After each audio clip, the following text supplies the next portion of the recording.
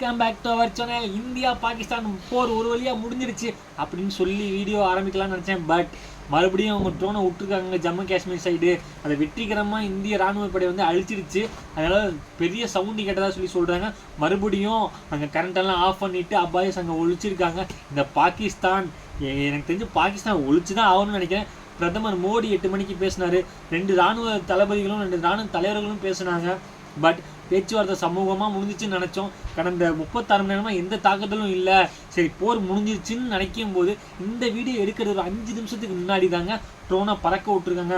ஒரு சைடு இப்படி இருக்கும்போது இன்னொரு சைடு விராட் கோலி வந்து டெஸ்ட்லேருந்து ரிட்டையர் ஆகிட்டேன்னு சொல்லியிருக்காரு. அது ரொம்ப மனசு வருத்தம் அளிக்குது. இந்தியா போர் மிக மனசு வலிக்குது. இந்தியா பாகிஸ்தான் போர் ரொம்ப மனசு வலிக்குது. அந்த வருத்தத்தில் இருக்கும்போது விராட் கோலியும் சொல்கிறாரு நான் டெஸ்ட்லேருந்து ஓய்வு பெறுவேன்னு சொல்லிட்டு. அதுவும் ரொம்ப கேட்கவே ரொம்ப கஷ்டமாக இருந்துச்சுங்க. விராட் கோலி கிங் கோலி அக்ரஸன் கோலிங்க. அவர் டெஸ்ட்லேருந்து போனது என்னால் தாங்கிக்கவே முடியல. ஒரு தோனி எப்படி ஒயிட் பாலில் வந்து ஒரு லெஜண்ட் கேப்டன்ஷிப்பாக இருந்தாரோ அதே மாதிரி இந்தியாவுக்கு கிங் கோலி தாங்க ஒரு கிரேட்டஸ்ட் கேப்டன். கங்குலி வந்து ஒரு மாதிரி வந்து தோனி கையில் கொடுத்தாரு ஒயிட் பாலில். தோனி வேற லெவலில் பண்ணார். ரோஹித் சர்மா நல்லபடியாக கொண்டு போயிட்டு இருக்காரு. பட் ரெட் பாலில் இந்தியா அந்த அளவுக்கு ஜொலிச்சது கிடையாதுங்க. ஆஸ்திரேலியா, இங்கிலாந்து, நியூசிலாந்து போனால் பயப்படும். சவுத் ஆஃப்ரிக்காலாம் போனால். பட் அவங்களுக்கு மட்டும் தான் அடிக்க தெரியுமா? எனக்கும் அடிக்க தெரியும்டா. அக்ரஸனா என்னடா? அவனுக்கு மட்டும் தான் பவுன்ஸ் போட தெரியுமா? நமக்கு மட்டும் தான் கை உடையுமா? அவனுக்கு கை உடையான்னு சொல்லிட்டு ஒரு அக்ரஸன் கிங் விராட் கோலி டெஸ்ட் மேட்ச்சில் வேற லெவல் கேப்டன்ஸ். அவர் மட்டும்தான் முழுக்க காரணம் இந்த மாதிரி ஒரு பயங்கரமான டெஸ்ட்டில் டீமை நம்ம இருக்கிறதுக்கு. பட் அந்த லெஜண்ட் ரிட்டையர்மெண்ட் அறிவிச்சுட்டாருங்க. கேட்கவே மனசு ரொம்ப கஷ்டமாக இருக்குது. 123 மேட்ச் ஆடி இருக்காரு. 9230 ரன் அடிச்சிருக்காரு.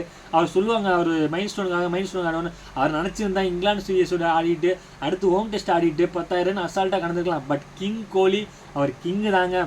எனக்கு அவர் ஆல்ரெடி சொன்ன அந்த என்கிட்ட அக்ரஸன் எப்போ குறையுதோ அப்புறம் ரிட்டையர் ஆகுன்னு சொல்லியிருக்காரு. அதே மாதிரி T20 ரிட்டையர் ஆகிட்டார். டெஸ்ட் ரிட்டையர் ரொம்ப மனசுக்கு வலிக்குது. அவர் பார்த்தீங்கன்னா 30 100 அடிச்சிருக்காரு. 7 தடவை 200 மேலே அடிச்சிருக்காரு. அவர் பெஸ்ட்டு 254ன்னு சொல்லி எக்கச்சக்கமான வரலாறு அவர்கிட்ட இருக்குது. அதாவது அதிக மேட்ச்சு அவர் தான் கேப்டன்ஷிப்பில் ஜெயிச்சிருக்காங்க இந்தியா. கங்குலியாக இருக்கட்டும், தோனியாக இருக்கட்டும், டிராவிட்டாக இருக்கட்டும், அதுக்கு முன்னாடி அவங்க பேர்லாம் எனக்கு தெரியாது. பட் இவங்க எல்லாத்தையும் விட கோலி கேப்டன்ஷிப்பில் தான் டெஸ்ட்டில் இந்தியா அதிகப்படியாக ஜெயிச்சிருக்குங்க. என்ன ஒரு காரணம் கிங் கோலி ரிட்டையர் ஆகிறதுக்காகன்னு பார்த்தீங்கன்னா அவர் ஸ்டார்டிங் பீக்கில் வந்து 2011 உள்ளே வந்தார். 12 உள்ளே வந்தார். 16 முடிய 66 ஆவரேஜ். அப்புறம் 17லேருந்து 2021 முடிய அவர் ஆவரேஜ் 46. பட் 21லேருந்து 25 முடிய அவர் ஆவரேஜ் 28 தாங்க. கடந்த 4 வருஷமாக டெஸ்ட் போட்டு அந்தளவு ஜொலிக்கலை. But king is king, Kohli is Kohli. அவர் வந்து பேட்டிங்கை எடுத்து இப்படி பொசிஷன் பண்ணி கார்டு எடுத்து நின்னாலே யாராக இருந்தாலும் பயப்படுவாங்க. பட் அவருக்கான ஆவரேஜ் சரியாக அமையலை. அது ஒரு காரணமாக இருக்குமா என்னன்னு தெரில. ரோஹித் சர்மா போனார். இப்போ கையோட விராட் கோலியும் கூட்டிகிட்டு போயிட்டாருன்னு தான் சொல்லணும். அதே மாதிரி நம்ம ரிட்டையர் கட்டெலாம் பார்த்துருப்போம் ஐபிஎல்ல. அதே மாதிரி இன்டர்நேஷ்னல் உமன்ஸ் லீக்கில் வந்து உமன்ஸ் மேட்ச்சில் வந்து ஒரு ரிட்டையர் கட் நடந்திருக்கு. UAE அணி வந்து T20 மேட்ச் விளாண்டுருக்காங்க. ஆஃப் அண்ட் பேர் சரியாக தெரில. 16 ஓவருக்கு 196 இருக்கும்போது மழை வர மாதிரி இருந்துச்சுன்னு சொல்லிட்டு 10 பேட்ஸ்மேனும் ரிட்டையர் கட் முறையில் அவுட் ஆகியிருக்காங்க. அதுக்கப்புறம் வந்து ஆஃப் அண்ட் பேட்டிங் முடிச்சு அவங்கள 40 சுருட்டி ஒரு நம்ம மாதிரி ஜெயிச்சிருவாங்க. பட் அதுவும் ஒரு வந்து ஹிஸ்ட்ரி தாங்க.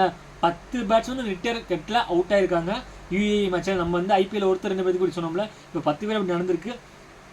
அதே மாதிரி ஐபிஎல் அப்டேட் அப்படின்னு சொல்லி கேட்டிருந்தாங்க.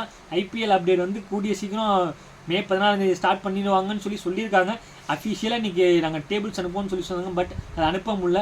இந்த பாகிஸ்தான் தொல்லை என்னைக்கு முடியுதோ அன்றைக்கி தான் நமக்கு நிம்மதி இருக்கும். மோடியும் ஓரளவு பொறுப்பாங்க. இந்திய ராணுவங்களும் ஒரு தான் பொறுப்பாங்க. முப்படை எப்போ தாக்குன்னு தெரியாது. தாக்குனா தான் அவங்க அடங்குவாங்க நான் நினைக்கிறேன். நீங்கள் நினைக்கிறீங்கன்னு சொல்லி கமெண்ட் பண்ணுங்கள். இந்த வீடியோ பிடிச்சா லைக் பண்ணுங்கள். ஐபிஎல் பார்க்க மறக்காமல் நம்ம சேனலை சப்ஸ்கிரைப் பண்ணுங்கள். தேங்க்யூ.